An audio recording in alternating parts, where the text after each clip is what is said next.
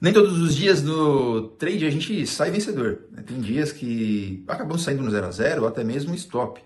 Mas o importante é que você tenha um stop controlado, perca pouco, e quando você ganhe muito. E os dias que você fica ali no 0 a 0 são aqueles dias que você percebe que a estatística está ali para fazer efeito e resultado. Hoje, por exemplo, foi mais um dia que na sala ao vivo nós fizemos 3 operações. As 2 primeiras nós estopamos e a segunda acabou cobrindo os stops anteriores, até nos deixando levemente positivos. E o que é mais interessante, o alvo da nossa terceira operação, ele estava levemente superior à região onde nós saímos do trade hoje por defesa, né, break-even, por conta de uma possível mudança de mercado e que de fato aconteceu. Então saímos no momento certo, no momento exato. Mas o que eu quero dizer aqui é que, independentemente de o dia ter começado ruim, você deve seguir a estatística, você deve seguir o seu operacional. Se você tem um payoff que compense, nesse caso, sempre é interessante você respeitar o gerenciamento.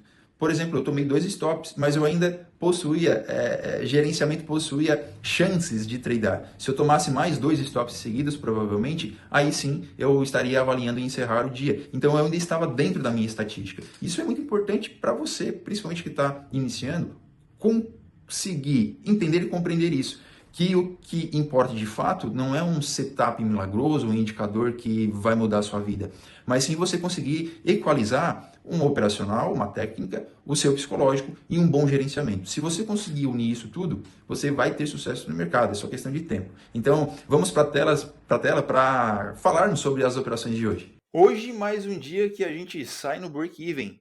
Na sala ao vivo, operamos Nasdaq com 3 trades. O terceiro foi o trade Salvador.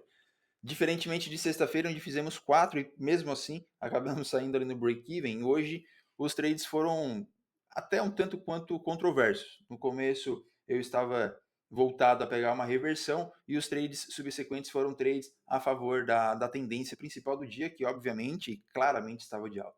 Então, vamos aqui ao gráfico. Obviamente, a movimentação, né, do dia estava para uma movimentação compradora, então é claro que a gente tenta buscar compras. Apagou minha luz aqui, acabou a bateria. Mas vamos lá, voltando aqui, pessoal. Então, nós queríamos comprar, tá, no dia. O preço, todos os preços em tempos gráficos acima das médias, né, tudo bem alinhados. Só um detalhe, o IFR já estava em região de sobrecompra. No entanto, Nasdaq a gente sabe que quando quer ir, vai direcionalmente sem voltar, né? Então, mesmo com o IFR em região de sobrecompra, a gente tinha aqui a expectativa do preço continuar subindo, porque tínhamos regiões de máximo de dias anteriores que o preço poderia vir manipular, né? Então, olhando para um cenário de gráfico diário, capitalistas, o que nós tínhamos? Está até com uma não, é o gap mesmo do dia. Então, o que a gente tinha aqui no momento, né? No dia? Bom, o candle atual sendo formado, nós tínhamos 2 máximas de dias anteriores. E aqui seriam pontos onde a gente deveria ficar atentos, né? Uma possível reação do preço nessa região. Então, foi o que a gente ficou de olho, tá? Tínhamos aquela primeira região ali que eu até posso marcar, só para fins didáticos, ó, a mínima do dia anterior. Opa, que aqui a gente manipulou a máxima do dia 4, tá? Eu quero pegar aqui também, ó, a máxima do dia 5, tá? Só para a gente ver aqui o preço trabalhando nessa região. Bom, o IFR a gente sabia que já estava em região de sobrecompra, né? Mas mesmo assim estávamos trabalhando aí com a expectativa de continuidade de alta. Bom, essa primeira região aqui, pessoal, de máxima do dia 5, a máxima do dia 5, deixa eu pegar bem certinho o candle, é aqui, esse camarada aqui.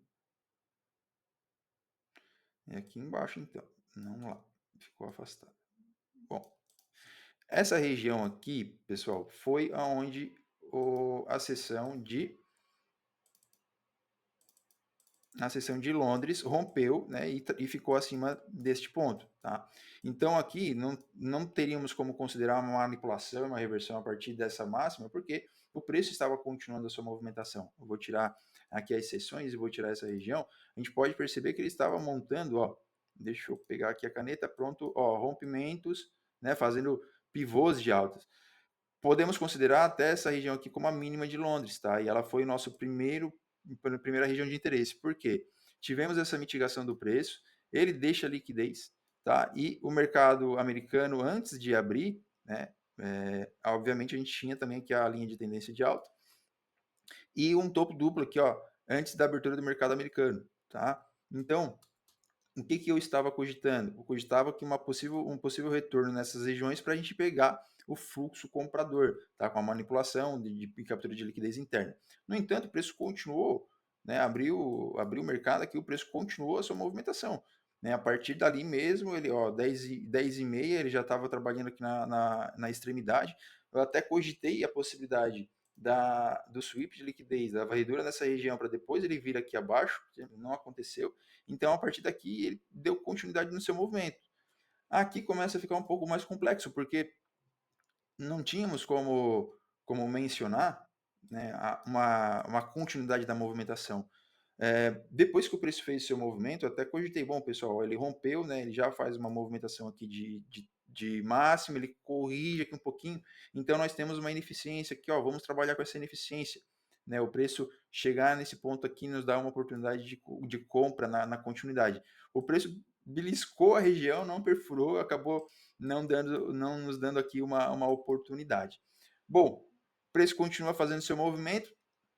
Nós, à esquerda do gráfico, já tinham algumas regiões que possivelmente poderíamos estar cogitando que já houvesse mitigado, né, o preço feito a sua intenção e depois reverter. Então, a nossa expectativa foi pegar uma reversão.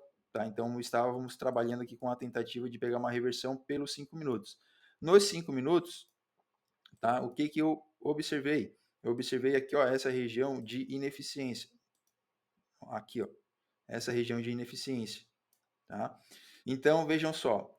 Aqui nos 5 minutos, a gente tem essa ineficiência, ok? Ela faz o movimento de romper a região e depois ela volta para trocar polaridade. Então, é como ela, se ela tivesse rompido uma região de suporte e voltou para trocar polaridade. Lá pelo 1 minuto, fica mais visível esse movimento de pullback, ó, porque ele acontece aqui, ó, tá? Então, ó, o preço ele faz a movimentação, depois ele volta.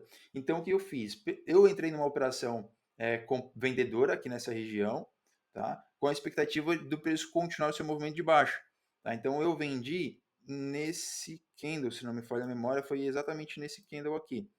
Tá? Então, a venda nesse candle com alvo lá na mínima, lá na seção de Londres. No entanto, né, ele faz o pullback, até aí tudo bem, estava de acordo com o movimento, e ele segura aqui, o que me deixou um pouco mais confortável. Eu acho que acertei aqui a movimentação. Né? Podemos até considerar um bloco de ordens aqui, ficou as liquidez internas, né? Depois o preço acabou não saindo da região, não desenvolvendo, e aqui eu comentei, pessoal, estou encerrando esse trade, né? Ele sai com stop um pouquinho meio stop, se não me engano, foi nesse candle aqui de agressão que eu acabei saindo, tá? Então eu saí com um stop levinho. Por quê? Porque eu não fiquei confortável com essa movimentação. Percebam que analisem esses últimos candles aqui. Veja que eles possuem grandes pavis superiores, mas mesmo assim a venda ela não consegue desenvolver muito, ela fica travada. Tá? Então era a expectativa aqui de continuidade para alta. Vendo isso, né, tivemos aqui o preço trabalhando no pequeno bloco de ordens, ele dá essa segurada e vem trabalhar aqui ó, nessa ineficiência. Aqui eu assim, opa, podemos pegar uma continuidade do movimento, inclusive houve uma troca de polaridade aqui com uma linha de tendência de baixa. Então eu entrei nesse candle, né, acreditando também aqui ó, na continuidade de um pivô, o stop aqui atrás dele. Aí vocês já sabem, né? O mercado ficou aqui, enrolou, me estopou e depois seguiu aqui o seu caminho. Só que sabendo dessa possibilidade de movimento de alta e que aqui de fato acabou sendo um posicionamento errado, não errado, mas precoce do meu stop, porque o stop de fato deveria estar minimamente atrás dessa região aqui, ó. O mais correto seria aqui no fundo, mas aqui já seria mais saudável. Eu botei aqui porque eu estava com a expectativa de continuar o pivô. Só que o pivô não se concretizou. Então, de fato, o stop correto estaria lá embaixo. Que seria um trade aqui, ó, não teria me tirado da operação. Tá? No entanto, né, eu observei o que? Dentro dessa movimentação, eu observei mais um micro movimento, que nós tivemos aqui, ó, uma regiãozinha de lateralização, tá? Então o preço faz a impulsão, ele mitiga, e eu comentei com o pessoal na sala, eu estarei comprando no rompimento aqui da região.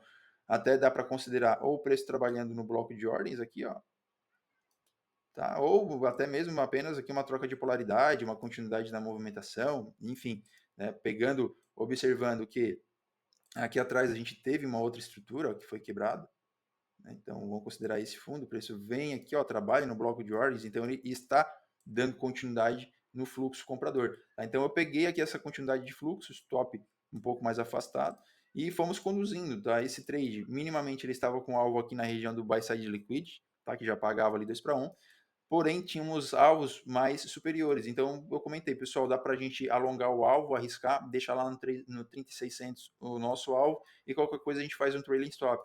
Então foi isso que a gente acabou fazendo, tá? O preço tocou lá na região, quando eu observei que poderia já começar aqui uma mitigação, né, do movimento, o retorno, eu já encerrei esse trade. Tá? Então, o que eu quero dizer aqui para vocês? Que às vezes a gente fica assustado com 2 stops seguidos, 3 stops seguidos, mas uma taxa de acerto baixa, mas com risco, um payoff alto, você ainda sai lucrativo. Tá? Hoje não ganhamos, mas também não perdemos. Né? Ganhamos pouquinho. O que importa é você não ter um dia de fúria e sair e perder o seu gerenciamento. Tá? Amanhã ou depois eu posso pegar no meu primeiro trade, um trade desse aqui de 3, 2,8 para 1. Tá? E isso vai me colocando mais para frente, avançando, fazendo eu avançar casas de evolução no mercado financeiro. Beleza? Então é isso, capitalistas. Se vocês gostam desse tipo de conteúdo, já deixe seu comentário aqui, compartilhe com seu colega, impulsione, enfim, curta. E estarei grato demais por essa sua atitude. E até o próximo vídeo. Tchau, tchau.